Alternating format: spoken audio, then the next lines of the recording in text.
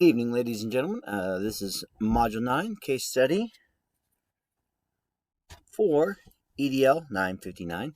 And my name is Michael Graham, and let's get going. So, to summarize this case, the current problem is that we are dealing with a changing curriculum that has not gone over very well with the staff.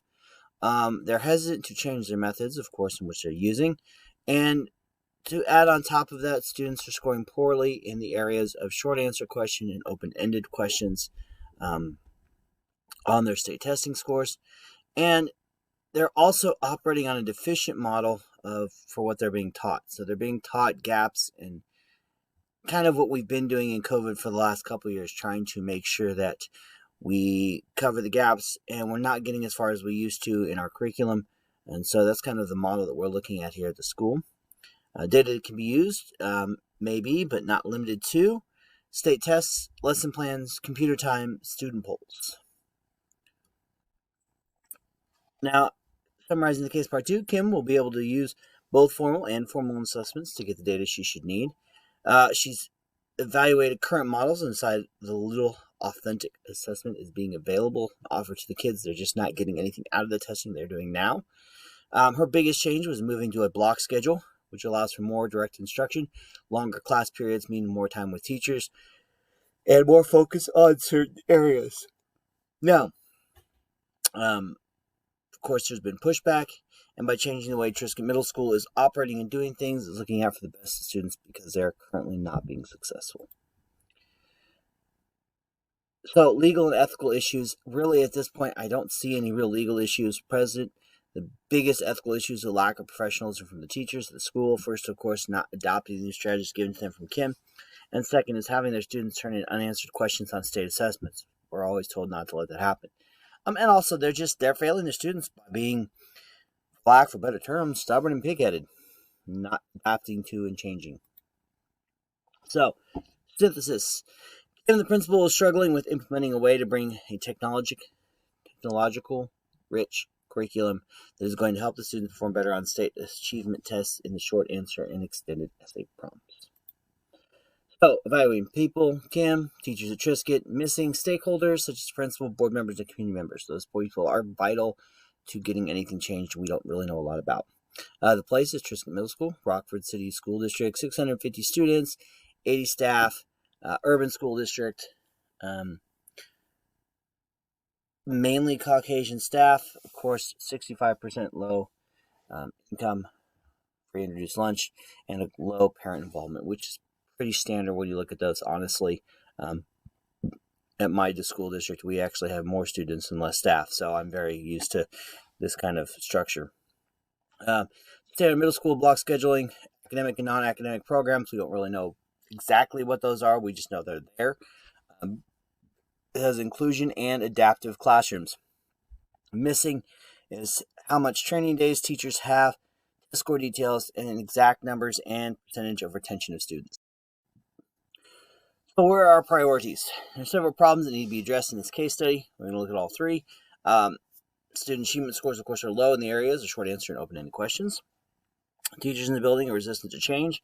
And finally, they're working on a model of deficient teaching instead of being proactive and getting ahead of the curve and pushing their students.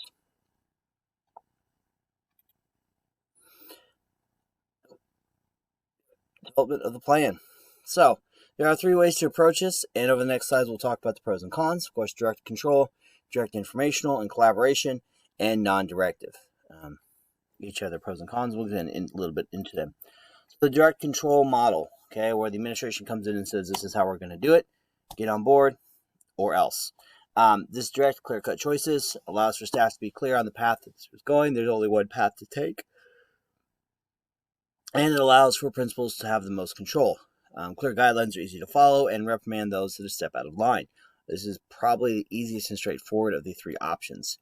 Cons does not allow for a lot of buy-in from staff. People, honestly, we all know this in education, don't like being told how to run their classroom. And you're essentially telling them how to run their classroom. So there will be pushback. They'll be resistant to change, as we've seen.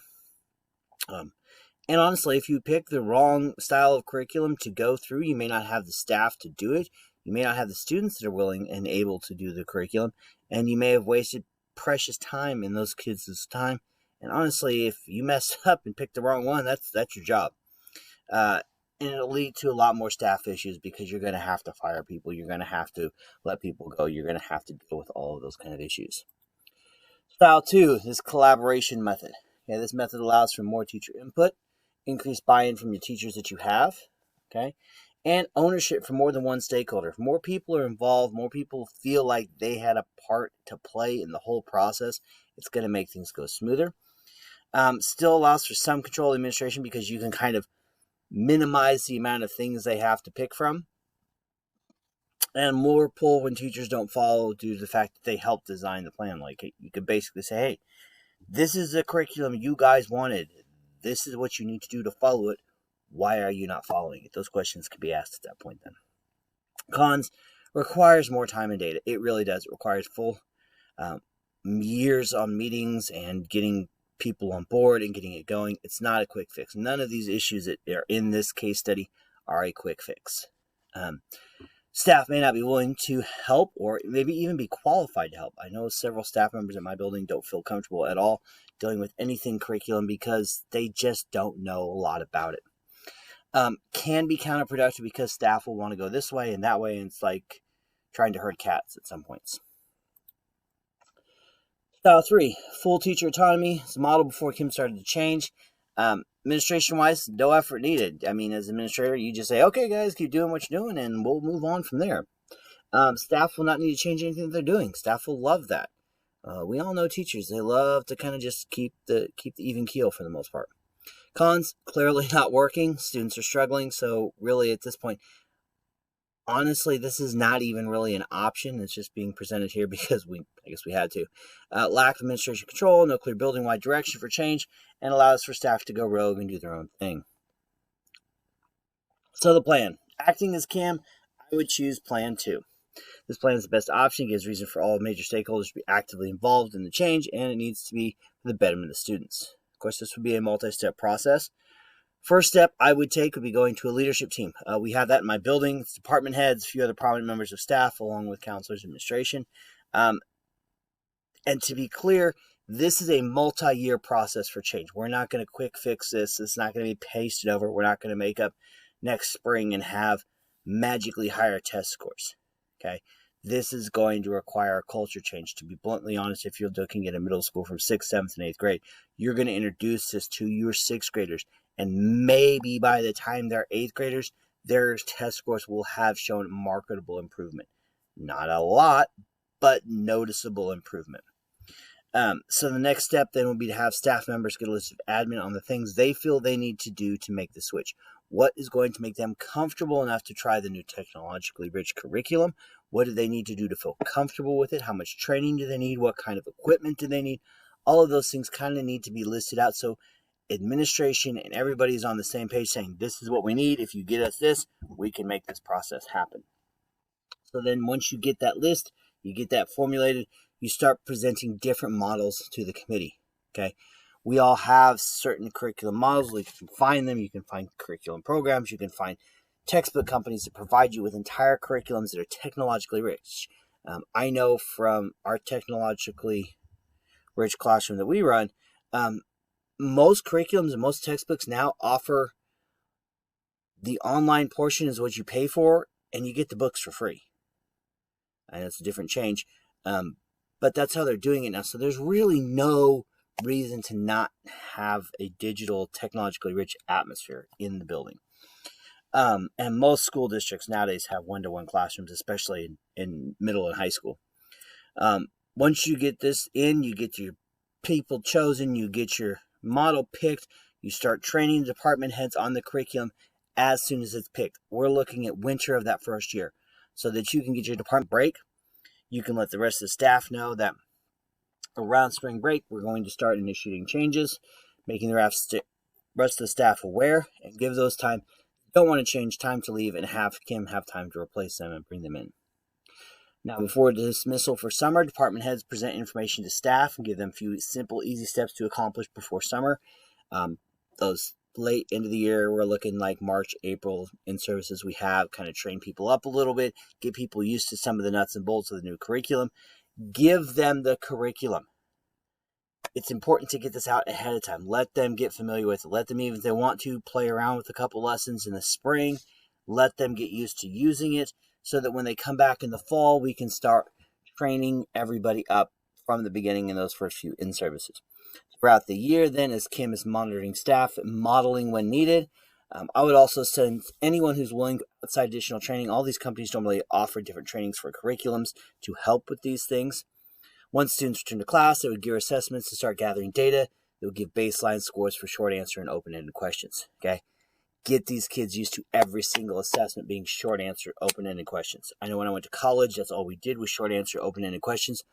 So when I went back to college for my second time go around at WSU, I had multiple choice questions. I didn't know how to work them. I had to be retrained again. And so it's one of those things, you get these kids, you set that bar, they'll meet it. I promise you. Now, each quarter I would have staff submit one lesson that demonstrates their use of the new curriculum. After they submit this new thing, then I would have them turn in sample work from students so that they can see, hey, this is what I'm teaching, this is what they're accomplishing, this is the progress we're making. And I would continue this to the end of the first year and reevaluate the plan. So if you're keeping track, we're actually on year 2 when we're reevaluating the plan. So this is, like I said, a multi-year process. So, possible pitfalls. This is a tough ask. We all know this. I know this is a tough ask. And I know this is a tough ask because in my school, we're in year 3 of this plan. We've had a lot of issues in our building. We've had a lot of new staff come in. I think we have 12 new staff this year, along with 6 new staff last year. Honestly, Triska Middle School sounds like a lot like my school. We just switched the African American students in white. We actually have only about 50 less students. Staff was changed drastically, as I would expect it to be here.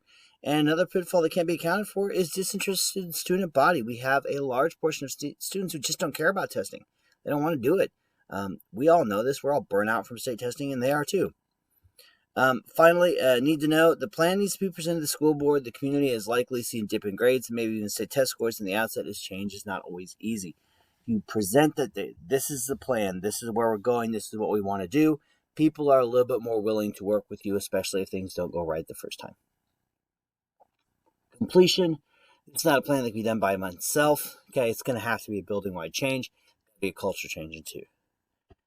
Alternative plans, the only alternative I could see would be going to option 1, which is administrative-driven change. As teachers doing it their own way, option 3, like I said, is clearly not worked in the past. Concluding statements. This assignment, of course, demonstrates correlation with standards as we assigned a plan to help a fictional set of students achieve more success in the classroom. We are also developing a plan to help them achieve more technologically rich school experiences and to finally work towards the critical thinkers. It's relevant to my learning. This assignment is a culmination of everything I learned in this class. It's also relevant in the current cycle of doing the exact same thing in my building.